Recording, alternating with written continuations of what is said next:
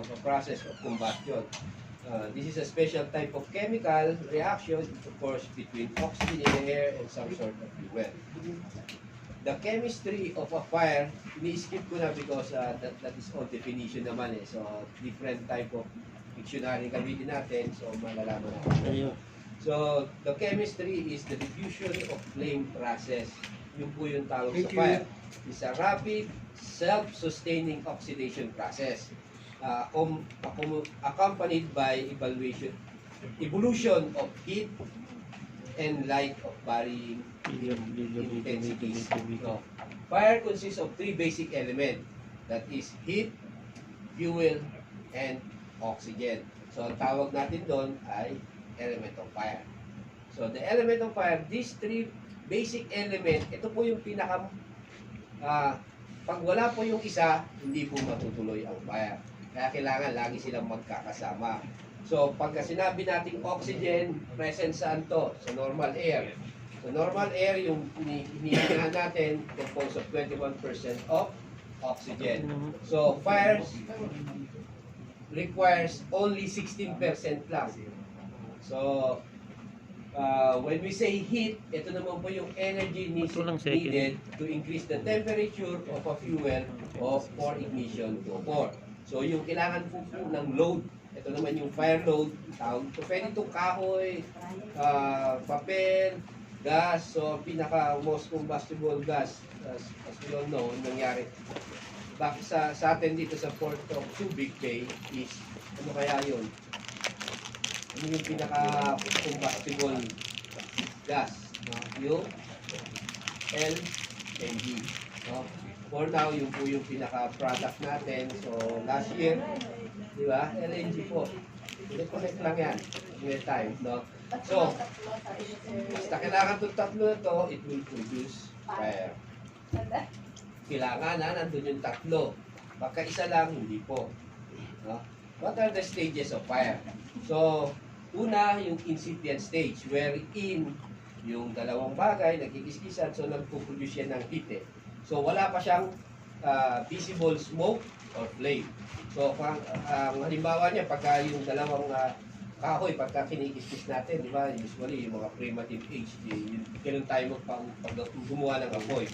So, darating siya sa incipient stage wherein mararamdaman nyo lang mainit. The second stage will be smoldering stage, wherein there is visible smoke. So, mapapansin nyo, pag pinagkikiskis yung dalawang kahoy na yon, meron ng usok. Pero wala pa rin apoy. Because wala pa siya sa stage na tinatawag natin third stage is the flame stage. Wherein meron na siyang apoy. But, hindi pa siya ganun kalakas. Bakit? Kasi po, pag yan po ay hindi na nagiging manageable, ang tawag na po ron ay heat stage. No? Ito na yung makikita nyo na meron ng usok, meron ng apoy. No? So, yan yung stages of fire. So, pinakamalala dyan is yung heat stage. Bakit? Yan po yung kumakalat eh. No? Now, there are classification of fire. A, B, C, D. And A, B, C, D. Ito lang F. K na kagad, no? So, Di marunong mag-alphabetical, no? Okay. So, pag sinabi natin Class A fire, ito po yun. It is an ordinary combustible material. Ano yung mga material na yun? Example is wood, paper, clothes. No? Yan po yung Class A. So, pagka Class B, flammable liquid. Ano ba yung mga flammable liquid? Yan yung mga oil, grease, paint, solvent. So, sa engineering, yan yung mga usually na-handle nila. And those are hazardous material. No? In any way, it will affect your health. No? Pag namuy nyo yan, lalo na huwag nyo inumin. Bakit? Yung solvent, ano pang epekto ng solvent? Nakaka-ay. So, yun. Yung oil. Yan. Pampadulas. Okay, next. Type of classes of yung electrical fire. Pag sinabi natin electrical fire, alam nyo na kung saan galing sa electrical wiring. So, by live electrical equipment. And ano ba yung mga example nun? No? Example nun, yung mga wirings, yan dito. Usually naman po, pag napapansin nyo, class C, yung fire is nanggaling sa faulty wiring, no? Yung mga sunog na nanggagaling sa faulty wiring. And class D, combustible metal. Ito, nangyayari naman po ito sa mga industry, no? Sa mga manufacturing industry. Ito yung sample na ito is yung mga magnesium, aluminum, yan po yung mga example ng mga combustible metals. No? At lastly, yung K. Class K, ito yung mga cooking equipment. Ano ba yung mga cooking equipment na yan? No? Commercial cooking equipment na yan. So, pag sinabi natin K, kaya K yan kasi stands for kitchen. No? Sa kitchen po. So, mahindi na yan. So, pag hindi po nangyari sa kitchen, Kainan. hindi siya K. No? No, sa bedroom, pwedeng sa B. Ano yung sa B? Okay. Naglalagay ng solvent doon sa kwarto nila. No? Ewan ko bakit. May mga oil din ginagamit doon, grease, no? So, yun po. Pero basically, pag dating sa household, A po yung nagiging problema. Okay. So, specific class of fire, specific din po yung fire extinguisher na kailangan po natin gamitin. Pagka yun po ay class A fire, class A na fire extinguisher ang gagamitin natin. So, pag class A po yan, kaya mapapansin nyo, a fire extinguisher may class A, B, and C. Ibig sabihin po nun, pag A, B, and C po yan, ang kaya niyang patiin, ito po, A, B, and C. Pag A, cloth, yan, wood, rubber, paper, basically, all supplies na makikita natin dito sa offices, no? Pagdating naman po sa class D, gasoline based oil, and class C, electrical. So, yung mga class, fire extinguisher class A, B, and C, yan po yung napapatay niya. No? Pero pagka yung, usually yung K po, aluminum yung kulay niya, yung class, para sa K, class K fire, no, yung sa kitchen, yun po yung ginagamit kasi mahirap patayin, hindi po naman patay ng ano. Mamaya, i-discuss po kung ano yung mga laman. Okay, sige, sige. Class A, B, C na yan. So, ito po. Pag water po, ang kaya lang niyang patayin, ito, class A. Pagka dry powder ang gamit niya, ito naman po. Medyo malabo kasi siya na. Class K, Class C, Class A. A, B, C. Okay. Tapos, ito po, and so on and so forth. No? May chemical tayo, wet chemical, na kaya niya patayin ay yung, siyempre, basically, Class A fire, kaya niya patayin. And also, yung Class K fire, o yung sa mga kitchen. So, yun po yung pinapatay ng wet chemicals. No? Pagdating sa carbon dioxide, ito po, yung Using the correct fire extinguisher. kaya niyang patayin ay yung tinatawag natin flammable. Yan po. Tapos, nakalagay din po rito kung ano yung huwag niyong gagamitin sa mga klase ng fire. Like for example, ito po, yan, hindi mabasa, di ba? Flammable material, class D. Nakikita pa ba? Malinaw pa mata ko. Class D. Okay, class D po. Hindi siya pwedeng gamitin sa class D at saka ito class na ito isa. So, nakalagay naman po doon, no, hindi siya pwedeng gamitin. So, ang isang fire extinguisher, classified as portable, no? Pag hindi po portable yan, basically, hindi na siya fire extinguisher. Fire extinguisher, hindi lang portable, no? Okay, portable fire extinguisher are first aid device provide a first line of defense against small fire. That's why it is very important. Kaya nga sa sasakyan, di ba, we are required some mga gamit, yung first aid na gamit natin, like yung basic tools na tinatawag natin, basic tools for flat tires is yung jack. Dapat meron ka nun. Sa basa o sa opisina, required po ito as according to the building code na dapat sufficient lang yung fire extinguisher natin around the building, no? So, when used properly, fire extinguisher can save lives. Bakit sinabi used properly? Kasi sobrang laki na ng apoy at kalahati na itong kwarto, malakas na yung apoy. Kukuha ka pa rin fire extinguisher, do you think it is sufficient enough? Di ba susunugin mo lang siya, mauubos lang siya. No? Pero kaya tinatawag yan kung medyo kayang manageable or kaya mong patayin ng dalawang fire extinguisher, ganun lang po yung paggamit yan. No? Now, siyempre, yan, sabi niya, fire extinguishers do not replace fire department. Tandaan nyo ha, hindi porket napatay nyo na, hindi na kayo tatawag.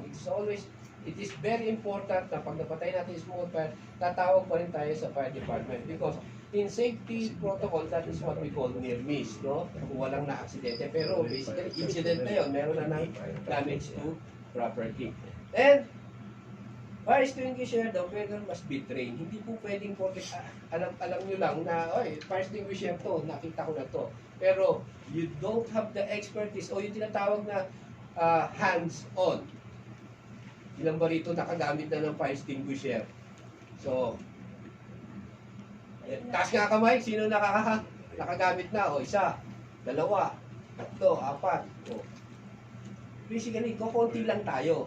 So, silang ang apat na yun, silang merong first-hand training sa paggamit nun. So, pag tayo, ngayon ka palang gagamit nun, tapos sabay, you don't know how to operate, baka mamaya sumablay tayo, lumalaki yung apoy. Leave it to someone else na nakakaalam. And how to use fire extinguisher is, meron na mga abbreviation, no? Yung tinatawag natin. Before kasi pass. Meron kasi yung mga fire extinguisher na you have to turn. May pin kasi yun. So yung pin na yan tatanggalin nyo. And hindi lang basta na tatanggalin. You have to turn something. Twist nyo lang ng konti o turn nyo ng konti. Tapos tsaka nyo matatanggal yung pin. Kasi yung iba hinihila lang yung pin. No? You have to turn it. No? Then, yung basic abbreviation na lagi po, hindi po nawawala yun, no? Yung pass. Pass stands for pull the pin at the top of the cylinder, tapos aim. Aim yung nozzle, no? Sa base ng fire. Huwag po diretso kagad doon sa may gitna ng fire, no? Sa base lang. Then, squeeze or press the handle. I-press natin yung handle. Then, sweep the content side to side, no? Side to side. Hindi ko kayang mag-demo. Kasi, bakit po? Ang isang fire extinguisher, once na ginamit nyo na, kahit na konti lang, na-turn nyo yun, tapos sabay, dispose na po lahat ng laman nun. So, ang possibility, kung i-stock nyo yun, tinatawag natin mag-cake po yung laman nun. At yung cake na yun, parang yung cake kasi, namuo dun sa loob. So, paano mo malalaman? Excuse me. Paano natin malalaman kung namuo yun? Pagka binuhat po natin yan, binaliktad natin, merong sounds yung, may sounds po yun na bumababa, something inside the content. Ibig sabihin po doon, hindi na po useful yung fire extinguisher. No? Tanong, na-expired ba ang fire extinguisher? Opo. Ah, yes. Oo. May nakalagay pong validity eh. Sa expired inspection. Ibig sabihin ng iba eh. Gabi mo lang naman. Hindi daw. Pero may validity. No? Ano nakalagay sa validity? Best before. Best before. Hindi niya sinabing expired. Tama ba? Best before. Best before. While supply last. Pagkain lang yan eh. Kung ang isang mayonnaise ay matamis-tamis sa umpisa at medyo may konti lang yung asim, best before January, kinain mo siya ng January next year, maasim-asim na yun. Pero best niya kasi last year pa eh. Hindi na siya best ngayon, no? And basically, ganun lang po yun, no? As long as hindi siya nagkikake, pwede pa siyang gamitin. And as long as properly maintained. Check. Hindi na pala pwede. Kasi po yan, monthly po yan. Engineering, monthly po, binabaliktad nyo yan. Ano? No? Binabaliktad nyo. Monthly. Hindi po, binabaliktad lang. Binabaliktad. Ano lang siya? Babaliktad po, tapos babaliktad ganon. So, that is the basic maintenance lang ng isang fire extinguisher. Ngayon, ganito po. Sa mga kaya po kayo in-involve sa mga offices nyo, if you are capable naman, may kasama kayo ng lalaki, na, this month parang napansin ko hindi yata nag-check yung engineering. Kayo na po mismo, yung grupo nyo, baliktad nyo lang, balik nyo lang.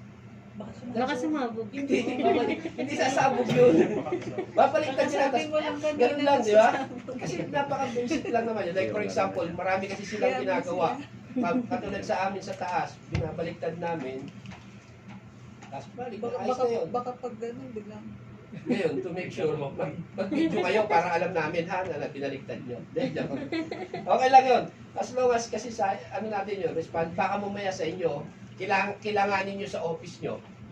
Tapos sabay hindi na may maintain yun, pagbugan nyo, wala na po naman. So, nag-take na. Sayang. Now, so, ngayon, alam na natin gumamit ng fire extinguisher. Ang tanong, alam nyo ba kung saan nakalagay? Yan. Bawat office meron naman eh. No? Sa amin, unique. Pinaka-unique. Bakit? Anong color coding mo ba?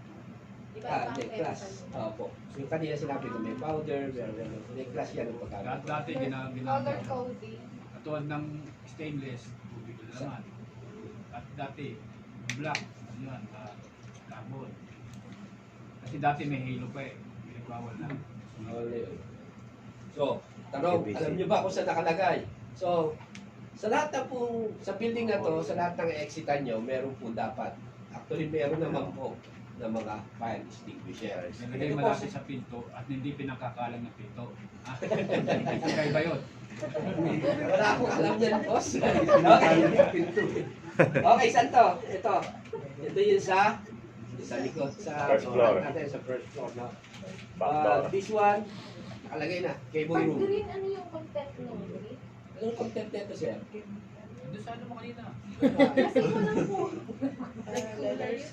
Hindi, meron yung red na room. Yung Yung kanina. red yun eh. Oo nga pala, puro red kasi yun eh. Anyway, sige, ano ko. So ito, ano ba to? Sa may pintuan ng kotser yan. Dito sa inyo. Hindi yun. Yan yung first kwan. Sa baba yata yun eh. Pintuan ng Ground floor yan, PED. boss. Sa baba. Di ba pintuan ng PED yan? Parang ground yun. Yan, di ba? Sa baba. Ito, doon sa baba. Parang sa Table. engineering Ito. Cable. sa baba. Third floor yung isa eh. Ito. Ito lang to. Yan sa atin. So ngayon, alam na natin kung saan yung fire extinguisher. Ayan dyan. Oh, next. Yung fire hose naman. Kasi, although fire department, alam nila kung saan nakalocate yung mga fire hose natin, pero kayo ba alam nyo kung nasaan yung mga fire hose? Fire hose po yung mga yan, dyan. No? Paano mini-maintain to? Usually po, nilalatag to, tapos sabay binubuga para makita yung integrity ng hose. No? Last year, nakita ko naman po last year, na-check naman ng Bureau of Fire Codes, lalo na especially yung sa baba. So kasi po, habang tumatagal, tumututong yan eh. Mulutong. Lutong. Parang, ano, Mulutong. ayan, no? So kasi pagka yan binugahan ng tubig, ang tendency, bukas na. So dapat po, hindi po natin yan tinatakpan o nilalagyan ng kung ano-ano. Hindi nakalagay dito kaya ano yun. Tilagyan mo. Yan po yung sa ano no. Lista. Ito yata yung papunta ng CR yan eh. Hindi naman Sa third floor. makakapekto sa pagbukas nun. Eh. Wala na. Remember, if you have Ano the sabi mo sa slightest siya? doubt, Yung- pagka hindi nyo alam, don't. So, but we don't identify. What to do in case of fire? Do not panic, be calm, but act quickly. So how do we act as an individual who doesn't know how to use fire extinguisher? Ganun mo, sigaw. Suno! Bakit? Yung pagsigaw, alam nyo ba, that is alarm. No? Kasi po, bakit? Pag sumigaw po yung mga babae, may alarm na eh, na may nangyari. Di ba? Bakit babae lang? Makapag-pinpoint ka Kapag naman. ano? Oy, walang ano, sorry ha. Ano yung tawag doon? Di ba sumisigaw mo? Gender discrimination. Yeah! Hindi naman po. Gender sensitivity. Gender sensitivity, oo. Pati yung mga puso ng babae rin, oh. When you're frying pan, yung, alam niyo, pag nagluluto kayo, ang tendency yung iba kasi mga nanay, ang ginagawa, siyempre habang Nanay naglutos, na naman. Cover the flame. Tatay. yung tatay kasi naglalaba eh. Yung tatay nagluluto. Nagluluto. Masarap kasi magluto yung nanay. Ah. Kaya ang ginagawa nila, habang nagluluto, Yung tatay. nagluluto, Yung tatay naglalaba. naghuhugas ng plato. Yung tatay naglalaba eh. Yun ang kaya lang eh. So anong gagawin ngayon? Ang gagawin? So, since nahawak niya tubig, Bubusan. binubuhusan Buhusan niya niya. ng tubig. Lalong. Which is a misconception. Lalong. Dapat po yun, tatakpan lang natin. If Tatawagin nasa, si tatay dahil nandun yung labada, boss eh. Ayun. Oh, yun yung basa. Ano Yun ang kukunin paglasaklob. doon? Anong importante ron? Labada. Yung labada. Yan. Kukunin yung Basang labada. Basang labada. carpet, or anything na nabasa na cloth, Cover the flame. tsaka yung pagtatakip. Pagsasaklob yan. Ano bang ginagawa nun? Tinatanggal natin yung one element of a fire. Ano yun? Oxygen. Without the presence of oxygen, hindi bumubuo yung fire. Pag binuhusan ng tubig, anong ginawa natin? Dinagdagan natin yung oxygen. Bakit? Ano ba yung H2O? Ito. Oh, may oxygen. Excuse me. Kaya importante palagi nandun si tatay. Yes, no? Pag nagluluto si Pag nanay. nagluluto si nanay kasi si tatay naglalaba. Katandem niya. Then, call for help immediately. Tawag tayo ng fire department at once. If the fire beyond control, warn the family and go to the nearest exit. Actually, yung go to the nearest exit, nag-uunahan pa. Meron pa akong alam dyan na talagang pati sapatos na iiwanan na, makababa lang. Yes po. Speaking sa nearest exit, yung Ah. nearest exit namin pinadlock. Bakit nakapadlock yun? Engineering. Bawal naman. Yung ba yung sa inyo, sa loob mismo ng office nyo? Actually, dapat po, wala po talagang pinto doon. That is not an exit. That is not designed for Hindi naman design yan for fire exit, sir. May Just purpose remember, yung window na yon. Kasi kahit na makipag, sabihin natin sa fire na pinadlock yon, but that is not designed Designed for for fire fire fire exit. exit. So, kahit Siyempre, tanongin hindi tayo, ka naman oh, lalabas safe doon to, sa fire pinadlock exit. yung door namin. No. Labas That door na is lang not ako. intended for fire exit. Na yung pinto Yes, kasi yes, bakit yes, pa nasa kabila. pinadlock? Hindi ba siya fire exit? Kasi malapit siya sa ano eh. May purpose Sa- siya. fire exit. Kaya mabilis. Hindi po siya fire exit. Hindi po siya intended for fire exit. The first place, but nilagyan yung door. Oo nga, ba't may door? Meron siyang ano, Emergency. Hindi. With the design, hindi kita kaya sagutin, Sir Julo, kung kanino man nakadesign yung sa office. Kasi merong requirement yung isang office noong time na yon na ni-require niya ng isang pintuan that time. Hindi ko kaya sagutin what is the purpose. But Tapos, the purpose of the, kasi ina-approve po yan ng Bureau of Fire, na-approve po ng building, Panic. yan eh, ng building permit. So, pag in-apply nila yon, ano ba yung purpose, bakit may pintura? Sasagutin naman yun eh. But, the purpose of being an exit, fire exit, or any kind of emergency exit, hindi po siya kasama doon. Yung Parang ganito lang yan, pintuan ng isang conference room. Yan po ang pintuan ng conference room. Maglagay ako isang pintuan pa rin po ng conference room. It is not a fire Yes, exit. pero most of the fire exit, panic device. Yes po. Panic Pala- device. Panic device. Oo. Yung palabas. Ano boss Jig yung dyan sa may pilot? Di ba? Ah, Exit mamaya sir, sasagutin natin yan ha. Wala si Sir Ran. Relax lang. Oo, mamaya, alam ko yan. I know where you're going. So next. Andun yung files. Nababahala si Sir Jun pag si Boss Buboy pag may pambot eh. Wala Ako na, Wala siyang tatakbuhan. It's very important, ito, yung mga tips natin. Yung tatay, kasi si tatay yung naglaba, si tatay na rin mamamlansya. Hindi na. Pag namamlansya po si tatay, huwag yung pong pagsasabayin na naglalaba. Bakit? Kasi baka maiwanan yung plansya. Mapapas. Baka mabasma. Okay, pero never, basic naman to, basic. The next, never leave food on the stove o nagluluto ka. Keep cooking areas free from flammable objects as pot holder. Kasi yung iba minsan, yung iba two burner, nagluluto rito, tapos dito yung isa yung labahin na hindi pa nababasa, no? Yung lalabang pa lang. So yung mga ganung bagay, no? Huwag natin pagtatabihin yung mga Combustible. material. Ako sa may, if you could check, dati kasi, bakit ba nung malapit sa bintana? Para po yung uso, kasi yung bahay, ang mga bahay kasi natin sa Pilipinas, yung ating kitchen nasa loob ng bahay. So, nangyari, walang ventilation. So, ang gagawin ng mga magagaling nating lalagyan ng bintana. Eh, sabi ni nanay, ang pangit naman tignan. Lalagyan natin ng Cortina. Okay, very good. Lagyan ng cortina. Pero wala na po nun, supposedly. Pero dapat po, naka-focus na yung design natin. Ang lutuan lagi na sa labas na. No? Pero nakaugalian na natin noon eh. At saka yung minamaximize kasi yung kitchen. space. Kaya Sa pinapasok loob ng nila sa bahay, loob. kitchen. At takot silang manakawan ng Tangke. Tangke. Okay. Never disable or remove battery from smoke alarm. Okay, meron pa tayo smoke alarm? Oh, dapat Meron. meron. Ayan po, tingnan nyo, meron tayo smoke. Ito pong kulay puti na to, that is a smoke alarm. Smoke. So, pag meron pong usok dyan, Smoke detector. yan, smoke detector, pag nagano yan, mag-a-alarm. So, yan yung natin. Tapos, pag Testingin. nakita nyo yun, pag yung po, pumutok, patay tayo. Nililigo na tayo. Bakit? Hindi ko po in-include sa presentation kasi po, pag yan po ay pumutok, lahat po ng office nyo, lahat po ng offices natin, Basa. basa. Kaya that's why, sinisecure po natin Ayan, yung mga yung dokumento natin. pinaka-mercury. Pag Search na. nabasag po yung isa dyan, automatic Ay, po isa- yung isa- natin as confirmed by engineering. No? Kahit isa lang? Yung itong puti na yan, naka-interlink doon sa taas yan, yung sa fire alarm control Yes po. panel.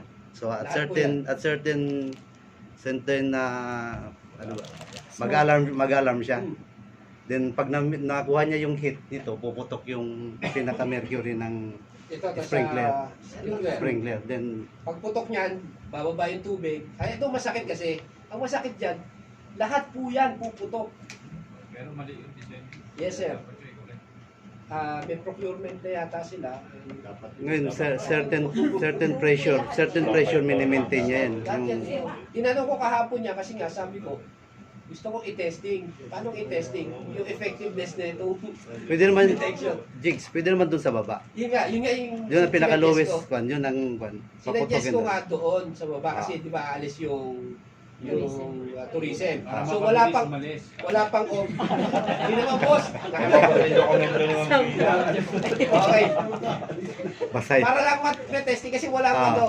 walang chairs, walang tables, wala lahat eh. Hindi pwede natin i-test.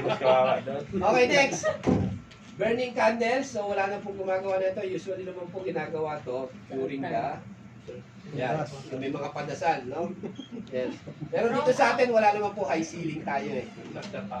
Next, store gasoline, newspaper, and other combustible away from the source of flame.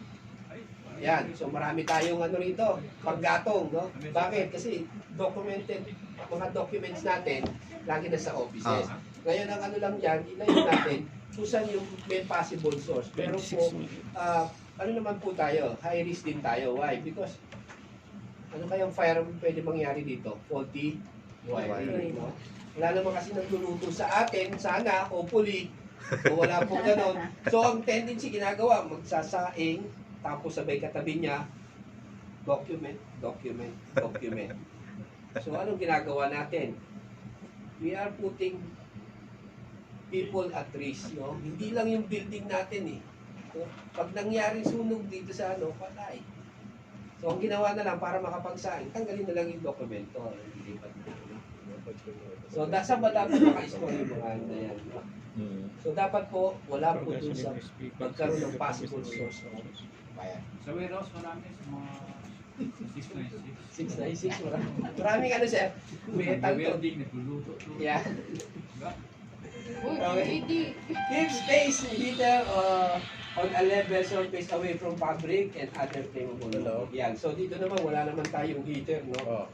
Meron tayong mga microwave, meron tayong mga oven toaster, and yung mga meron tayo rito, rice cooker. So ilayo-layo lang po yung mga panggatong, pero basically po bawal po yun. Bawal ha. Bawal po sa lahat ng government offices and building ang pagluluto. Especially yung mga gantong offices. Ito na Wala naman hinahanap nakakakita, ni, boss. Obstruction. I would like to emphasize Yan na this pala, is eh. an Hazard. unsafe area. May hazard po dyan. Nasa sa gitna. So, ito 5S to. Alam Five nyo days. kung saan to? Pilot yung 5S to. Ito naman, inalangan yung Ito, Pinharangan. Inalangan yung so, ito lang po yung nakinita natin. Saan to? Sa pilot. Pilot yan. Okay, saan to? Sa statistics. Sa baba yata. Gamit po ng cargo. Tama ba? Talis yung Panic sa device mga yan to. bro. Ano Wala po So, siyang ganyan. anong ginawa po dito? Yung matawag. So, Panic device. tinanap Panic ko device na yun. yung Ginagawa fire yun. extinguisher. Panic device. Yung fire extinguisher, May gumawa na yata Nandito niyan po dito siya, dati. nakatago. Nagawa ko. Panic device yan. Yan na, yan na, yan na. Yan, yan, yan. Kaya yan, nakalagay. Yan, sir. Yan, yan, yan.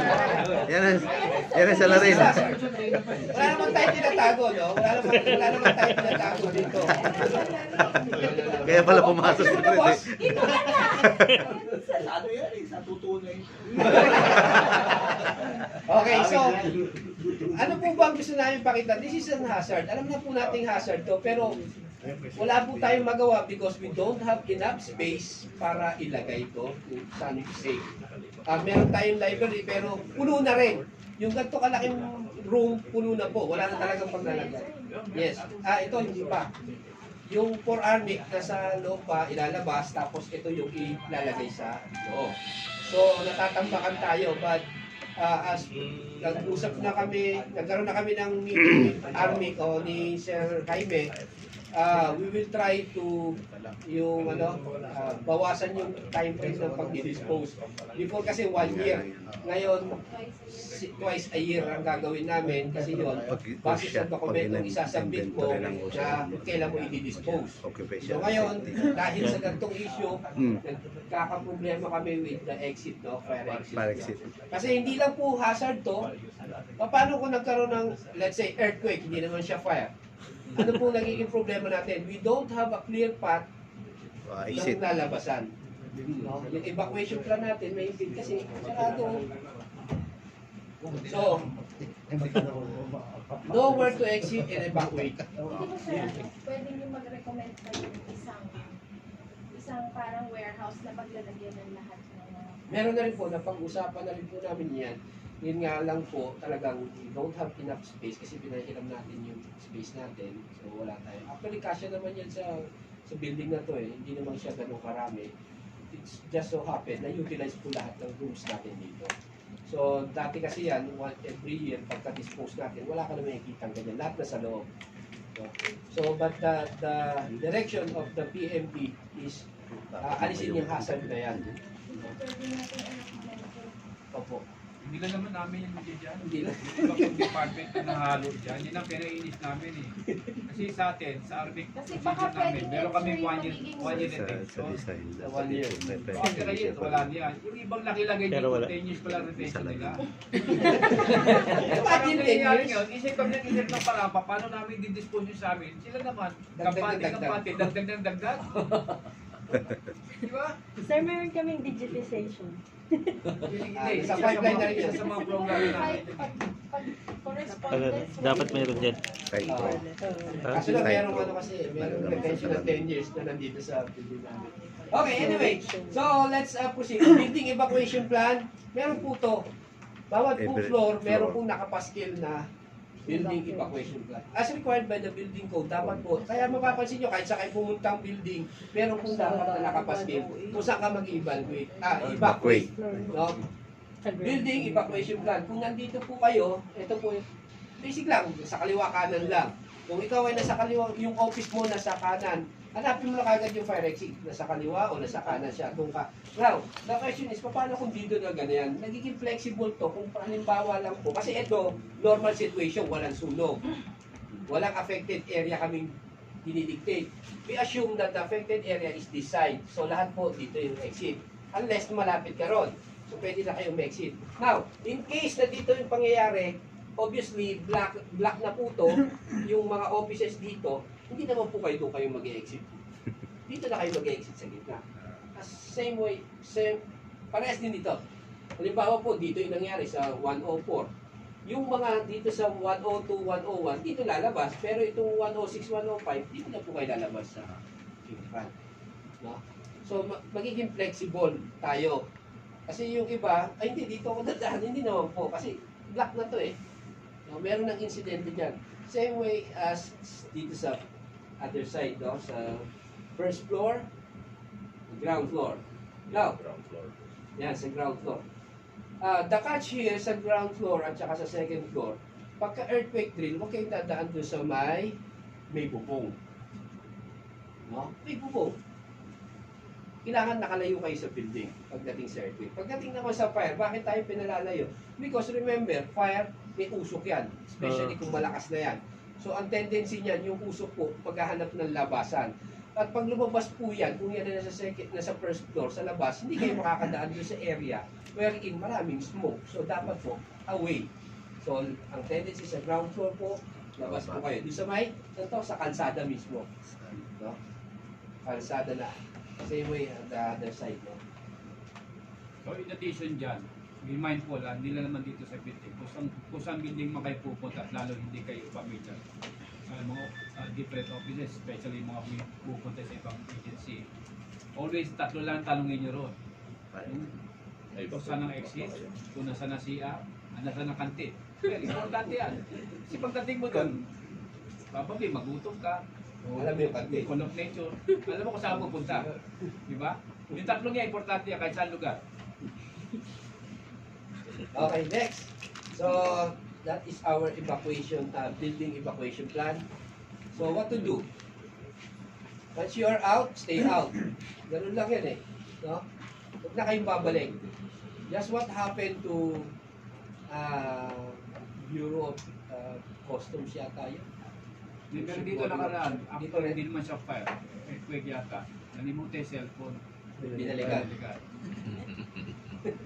The last earthquake we had. Yes, yes. Kasi when we review the CCTV, kita mo eh. Okay, huwag nyo na babalikan na. Balikan nyo afterwards na. So, ano nangyari? Kasi ko din eh, mataw ni asawa, siyempre, pagalitan. Maglalaba pa siya. Okay, next. If you're stuck in the room, find an escape, break your window, or Find an escape. any means of exit to ensure your safety. Ano ba wala? Dito tayo, nandiyan dito. Dito, pwede na natin basagin yan dito tayo dumaan. So, huwag na yung puntahan yung fire exit. No? Unless, talagang safe pa na daanan yung fire exit. Now, next, paano mo ngayon malalaman kung hindi mo kailangan gamitin yung pinto? So, how, yung pintuan, yung doorknob, for example, this is the doorknob. Kasi ang reaction natin sa doorknob, pag meron sunog sa mainit yung sa kabilang kwarto, hawakan natin tapos i-open natin gano'n. No? So, ang tendency, wag po. Touch nyo muna. Kasi pag napasok kayo dyan, baka mamaya may kuryente o kaya naman mainit yan. No? Ang reflex kasi natin, magsara yung kamay. No? Lalo ka pa magpapadiin hanggang sa bunga to. Dapat po touch natin at the back of our hands. Pag touch mo, mainit. Diyan sa pinto. Sa Huwag pinto doorknob, sa pintuan. Sa pintuan, ganun yun lang. Hindi sa doorknob. Sa doorknob, sa pinto. It's either, basta paghawak mo, na. Okay, so mainit. Next. Saka when you do that, yung sa pinto, hindi kayo mismo nakatapat sa pinto Kasi might be. Okay. No. If you are inside the building, refrain from using basic naman. Huwag tayo gagamit ng elevator. Stair lang. Now, Hindi namin pinapagamit elevator dito eh. Saan sir? Dito. Hindi talaga magamit yung elevator. Okay, next. Pag may sunog naman, halimbawa, let's say nakalagpas na kayo dyan, sa kalbaryo na yan, medyo may sunog kayo. Sa earthquake drill, yung ginagawa natin, ano yun? Knock cover. Knock, cover, and hold on. Ngayon dito, hindi. Stop, drop, and roll over. No, paano mag-roll over? May kasama pa to yung common sense pag mag-roll over ka. Remember, you are in the port of Subic Bay na wherein we cater yung mga petroleum product. Ngayon, nasunog ka, doon ka sa may port pier. Tapos sabay, merong apoy lang dito, tapos sabay nag-roll over. Kaya nakuha mo yun doon sa may lapag. Ni-roll over mo dry leaves, papel, common sense. Bakit kailangan hindi doon, ha? O kaya naman mismo merong fuel na taranta. Hindi po. So, make sure na yung ipagbabagsakan nyo is clear, no? Okay. So, ano pang pwede natin gawin? Pwede naman po yung sabi ko sa inyo, si tatay. Ano ginawa ni tatay? Naglaba. Kukunin yung tuwalya. Tapos, ilagay doon sa may nasusunog na katawan. Sino Tapos, nagagalit? tapik-tapikin o i-roll over siya. Kaya po, ano Okay, po, so ganun ano lang. si nanay Okay. nasunog. Huwag yung pagbalik rin yung drop cover, roll over. Pag ginawa niyo sa earthquake yan, Johnny lang pala yung walang sa inyo sagdan. Baka mahulog kay Sagdan. Okay, next. Evacuation. Ito, lagi na lang to, no? Hintayin mo kung Ito. magalit. So, as for ano natin, yan lang nakalagay Diba, natin. nasunog si nanay. Because this is Hampasin the mo. area wherein kaya tayong i-cater lahat. So, what is the key word for safety? Yan lang, Padre. Prevention, awareness, detection. Response and action, and evacuation. So, in prevention, is our first and most important step. The best way to fight fire is to prevent it from happening. So, sundan lang natin yung mga tips natin. Then, awareness. Awareness of causes of danger of fire keep us always alert and prepared. Then, detection. If fire at its very early stage pa lang, alam na natin, when it is still small, it's critical to keeping the fire under control. O kaya naman sa detection, no, pagka nakita natin mainit-init sa mga electrician, no, pag naramdaman nila mainit yung wiring, there's may problema yun. Yes, sir. So good example yan. Narinig nyo naman minsan nag-aalarm ng building. Ayun. Wala tayong pake, di ba? Meron naman, sir. Pero naman, sir. Pag makulit na yung alarm, yung hindi usual niyan, ang ginagawa namin dyan, pupunta kami kagad sa lobby. We have to check, kasi nakalagay doon anong floor nag-a-alarm. Ako hindi. Yun ang normal lang dapat gawin nyo. Meron din sa bawat, hindi ko alam kung bawat building, bawat floor may ganun din. Pero normal na sa lobby meron. Sa ground floor, sir. Ang madalas masunog yan yung dati dito sa baba. Yung pinigalagyan ng epo ng mais. Sa baba. Yung baba ba yun? Doon sa ground floor lagi. Lagi Yun. yun. Normally, Sabado. Kasi Sabado daw may nagluluto dito. Yun lang. Di ba, sir, bawal magluto? Ngayon wala na. Kasi bawal magluto eh. Sa bono din Ulit nagluluto ako. eh. Okay.